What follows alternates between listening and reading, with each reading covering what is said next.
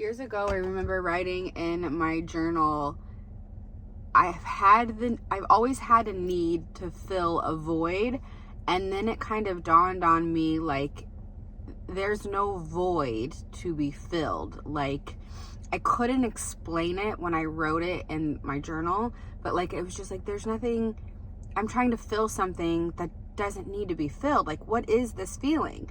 And recently I listened to a couple podcasts, and I'm studying a couple different spiritual teachings and things like that. I'm like into weird stuff. But they're talking about it, and I'm like, oh my gosh, like, this is exactly what I felt years ago and couldn't explain. And it's like, so many of us have this void that needs to be filled, when it's like, really, you need to sit in that void. You need to sit in that space. You need to feel that feeling.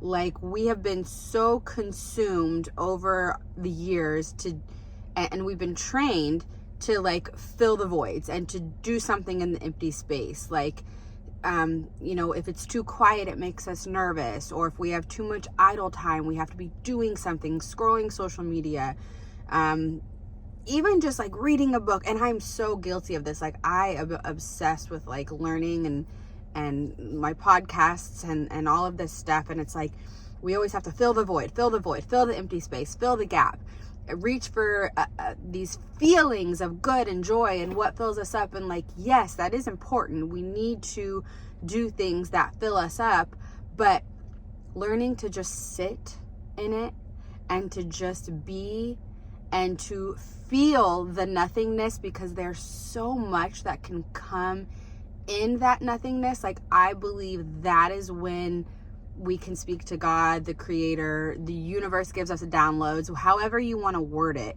When you are able to sit in that nothingness, so much magic can come from that.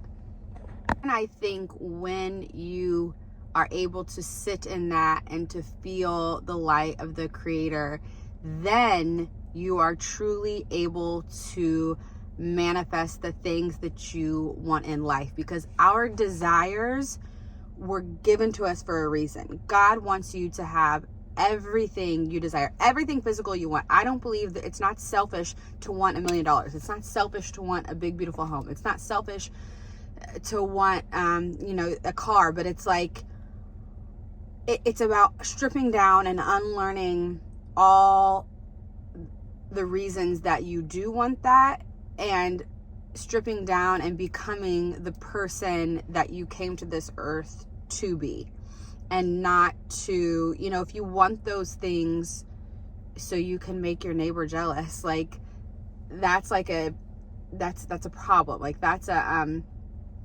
Kabbalah calls it a tikkun. That is a, something inside of you that you need to fix, right? Like, it's a feeling of lack. But I'm digressing here.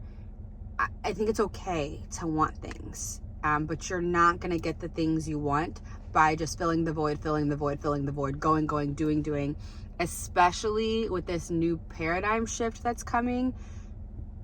And a lot of you, I feel like probably like 2025 has like started off wild. Like, a lot of things have happened, and like in the spiritual community, the new paradigm is going to be in full effect in 2027, and it's just going to be a huge shift in consciousness, a huge shift in the reality of the world. And that's going to come so much from your individual growth and your individual ability to sit in that void, to sit in that nothingness. Because in that nothingness comes so many amazing gifts from God, from the universe, from source, whatever you want to call it. Okay, I'm late for work. I have to go into work. If you guys like this kind of stuff, let me know in the comments. I have so many thoughts on all of this, and sometimes I refrain from talking about it because I don't know why. But if this interests you, if you have questions, let me know. I'd love to talk.